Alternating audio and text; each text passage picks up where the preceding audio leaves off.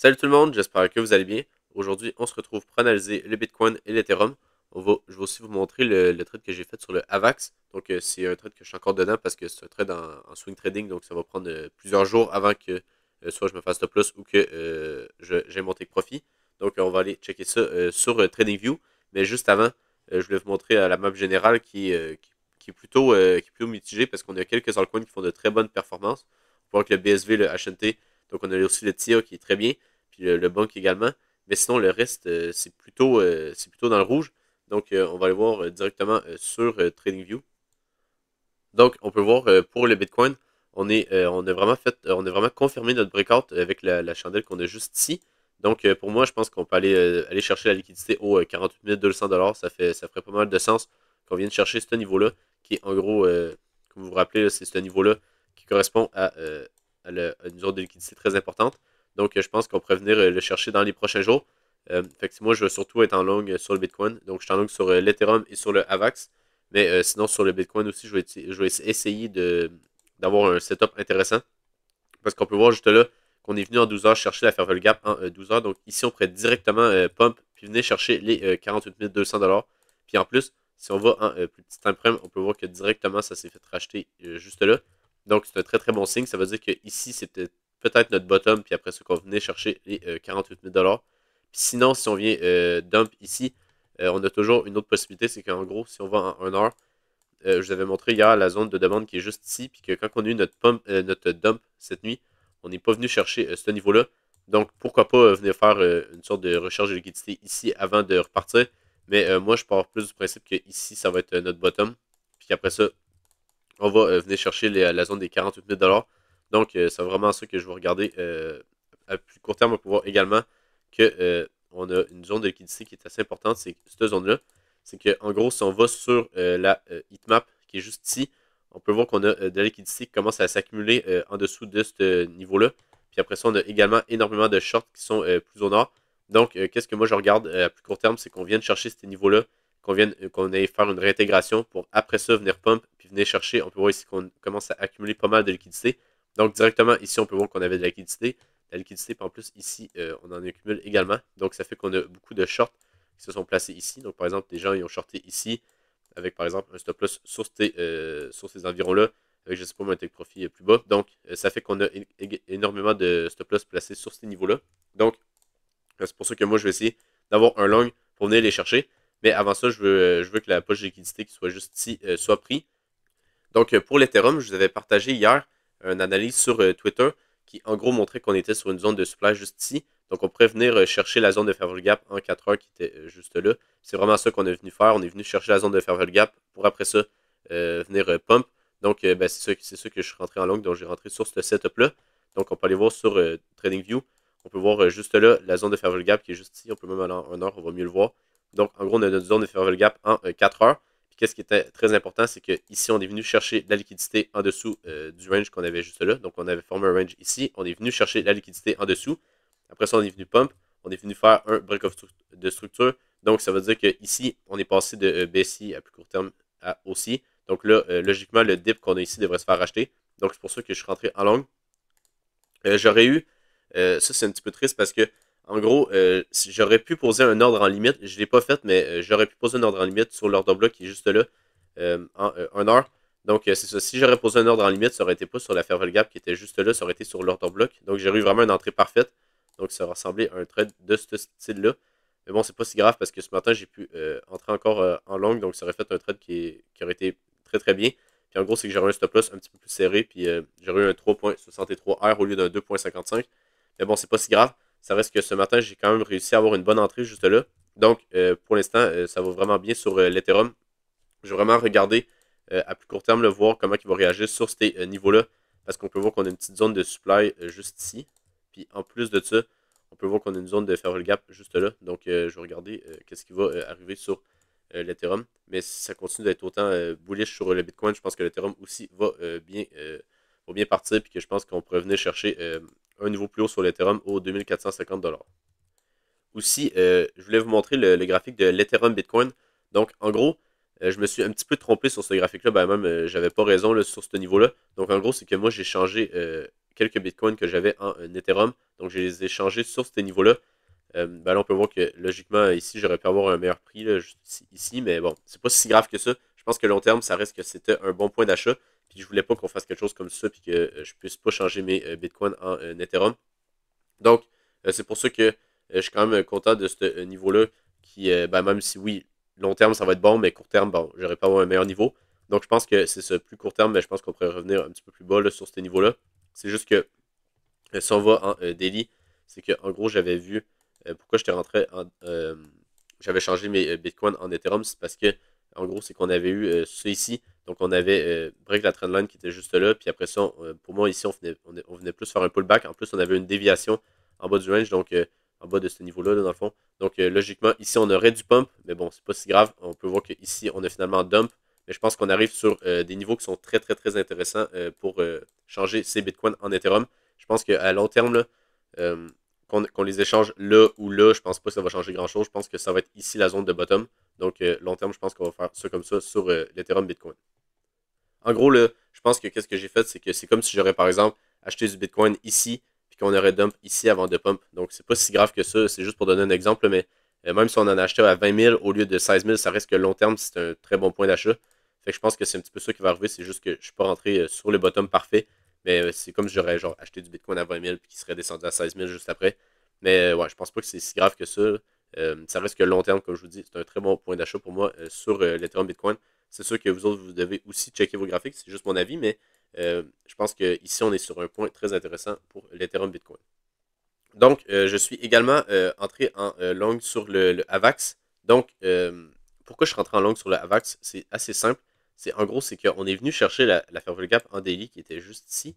Et après ça, qu'est-ce qu'on a eu? C'est qu'on a eu vraiment un beau rebond sur la AVAX. Puis après ça, on a commencé à descendre tranquillement ici.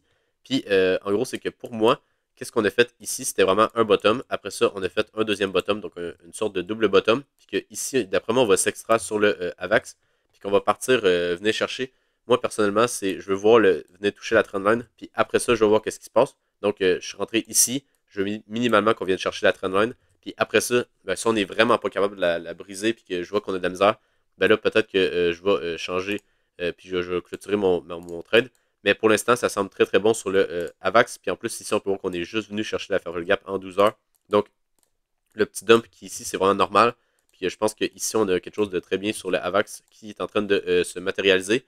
Donc, comme je vous dis, je vais regarder la trendline qui est juste là. Mais je pense qu'il y a de bonnes chances qu'on la brise puis qu'on vienne chercher un peu plus haut sur le AVAX. Puis après ça, ben, venez chercher des nouveaux plus hauts qui sont juste là. Aussi, une autre raison pourquoi que je suis rentré en trade, c'est parce que ce niveau-là, je pense pas que ça pourrait être. C'est vraiment un niveau de top. Là, si on regarde à plus long terme, il y a encore une Fairway Gap en weekly qui est juste là. Puis on a ce niveau-là qu'on n'est pas encore venu chercher. Donc pour moi, on peut venir chercher encore un petit peu plus haut avant de vouloir dump. Donc ça ferait quelque chose comme ça ici. Puis là, après ça, oui, peut-être avoir une plus grosse correction. Mais je pense que ça semble plutôt bien sur le AVAX. Puis même si on est vraiment bullish, on pourrait même dire qu'on pourrait venir chercher les 100$ sur ce AVAX-là. Parce que si on va en 12 heures, par exemple, ça ferait que ici, si jamais on casse ce niveau-là, puis qu'on a vraiment pas mal de momentum, ben ça ferait que ici, si jamais on casse ce niveau-là, mettons, là, ben, je pense qu'on aurait de bonnes chances d'aller vers les 100$. Fait que ça aurait ça ferait un très beau trade. Mais c'est sûr que je vais couper une partie ici, là, mais si jamais je vois qu'on a pas mal de momentum, ben, je vais laisser le trade se dérouler. Également, une autre chose qui m'a fait dire qu'on pourrait avoir un beau pump sur le AVAX, c'est que j'ai regardé le Total 3 hier. Puis en gros, c'est qu'on peut voir ici qu'on avait une zone de supply qui était juste là. Puis en ce moment, ouais, c'est une zone de supply. Puis après ça, on est venu la retest juste là. Donc pour moi, ici, c'est un retest qui est bullish. Ça veut dire qu'ici, on pourrait peut-être monter un peu plus sur le Total 3. Puis même si on est vraiment bullish, on pourrait dire qu'on pourrait venir chercher ce niveau-là, qui est en ce moment, le Bitcoin est sur ce niveau-là. Donc, c'est vraiment bullish sur les altcoins. Mais en plus, si on va voir en 12 heures, on peut voir que le retest est vraiment magnifique. Donc, en gros, c'est qu'on a une première mèche. Puis après ça, avec la deuxième mèche, on est venu chercher, on peut dire, la liquidité en dessous. Là. Puis après ça, donc, on peut dire aussi un petit fake out. Puis après ça, qu'est-ce qu'on est venu faire? C'est qu'on est venu faire un beau pump. Donc, en gros, c'est qu'on a brisé la petite trendline qui était juste là. Donc, pour moi, c'est très bullish. Puis ici, on va sûrement avoir des acheteurs pour après ça pump sur le Total 3 puis venir chercher un niveau plus haut. Donc, c'est également pour ça que je suis rentré en long sur le AVAX. Puis, il y avait une dernière raison, c'est que si on va voir sur l'order flow, c'est aussi très bullish. C'est qu'en gros, depuis le petit dump qu'on a fait ici, on n'a pas beaucoup d'ouverture de position, donc des leviers qui sont rentrés en position. Puis on peut le voir également que les spreads sont dans le négatif, donc ça veut dire que les quelques leviers qui restent, donc les quelques positions à levier qui restent, sont plutôt short. Donc ça veut dire qu'ici, il y a beaucoup de gens qui sont en train de shorter sur ces niveaux-là. Donc là, on est en 12 heures, là, donc on est quand même sur une grosse unité de temps. Puis après ça, on peut voir également que l'achat spot il est plutôt stable. Donc ça veut dire qu'il n'y a pas énormément de gens qui vendent en ce moment en spot. Puis on peut voir également que si on zoome un peu sur la petite ligne jaune ici, là, donc si j'arrive à le faire comme il faut, on peut voir que ici, on a fait un niveau plus haut sur le spot. Donc ça veut dire qu'ici, on a eu plus d'acheteurs. Donc logiquement, on devrait continuer à monter sur le spot. Fait que ça veut dire qu'ici, on pourrait avoir quelque chose d'intéressant sur le AVAX. Donc c'est pour ça que je suis rentré en longue. C'est surtout avec cette donnée-là, puis le fait que le spot est bullish, avec le TOTA 3 également qui semble plutôt bullish. Donc toutes ces indications-là m'ont donné le feu vert pour rentrer en longue sur le AVAX. Donc, on peut également voir sur le Bitcoin, donc pour l'order flow du Bitcoin, on peut voir que c'est également très très bullish en plus petit time frame. Là, on est en 1 heure. Donc là, on regarde vraiment juste le petit pump qu'on a eu hier. Après ça, on a la petite consolidation. Puis qu'est-ce qui est intéressant, c'est que sur la petite consolidation qu'on a juste ici, ben, on a surtout des shorts qui sont entrés dans le marché. Parce qu'on peut le voir juste là avec les spreads qui descendent. Donc ça veut dire qu'on a plus de shorts que de longs sur le marché. Parce que, en gros, c'est que le prix en futur est plus bas que le prix en spot. Donc ça veut dire qu'on a plutôt des shorts qui sont en ce moment sur le marché parce qu'ils viennent faire descendre le prix un petit peu plus que sur le spot. Donc ça, c'est vraiment un bon signe. Ça veut dire qu'ici, on a plutôt des shorts puis que, comme je vous disais, on est en train d'accumuler de la liquidité plus au nord. Donc moi, je pense qu'on pourrait venir faire quelque chose comme ça sur le Bitcoin. Ça ferait un très beau trade si ici on vient chercher la liquidité. Je pense que ça aurait d'allure. Puis on peut voir que tout confirme cette hypothèse-là parce qu'on peut voir que de 1, le spot, il achète bien. On peut le voir sur le spot au total ici. Là. Donc ça, c'est avec Coinbase et Binance. On peut voir qu'ici, on a vraiment pas mal d'achats sur le spot. Puis en plus, on a des shorts sur les futurs. Donc ça, c'est vraiment le setup parfait pour essayer de trouver un long après ça. Fait que je pense qu'ici, on a quelque chose d'intéressant sur le Bitcoin. Ça ne m'étonnerait pas qu'on vienne faire un niveau plus haut. Comme je vous dis, il y a peut-être une chance également qu'on revienne chercher la mèche qui est juste là. Mais c'est vraiment dans le pire des cas. Je pense qu'ici également, on va avoir quelque chose d'intéressant. Donc si jamais par exemple, ici, on n'a rien pour essayer un setup de long. Je pense qu'on pourrait venir rechercher ce niveau-là une dernière fois avec la zone de demande qu'on a juste là avant de vouloir repartir pour de bon puis venir chercher les 48 000 $. Ensuite, on a un petit peu la même chose sur l'Ethereum. On a les spreads qui sont plutôt bas. Avec les fundings, c'est la même chose qui reste plutôt plat, qui sont même très très bas, là, donc quasiment dans le neutre. Puis après ça, ben, on a également l'open interest qui augmente un petit peu ici. Donc, c'est toujours un bon signe. Ça veut dire qu'on va avoir sûrement un petit peu de volatilité. La seule chose qui est un peu moins bon sur l'Ethereum, c'est qu'on continue d'avoir de la vente sur Coinbase. Mais on peut voir que ça se fait quand même bien racheter. Puis que sur Binance, on continue d'avoir de l'achat. Donc, la ligne jaune, c'est Binance. Puis la ligne bleue, c'est Coinbase. Donc, on peut voir ici qu'on a pas mal d'achats sur Binance. Donc, pour moi, tant qu'on a de l'achat sur Binance, puis qu'on est sur une sorte de tendance haussière ici, ben, moi, je vais rester dans mon trade sur l'Ethereum.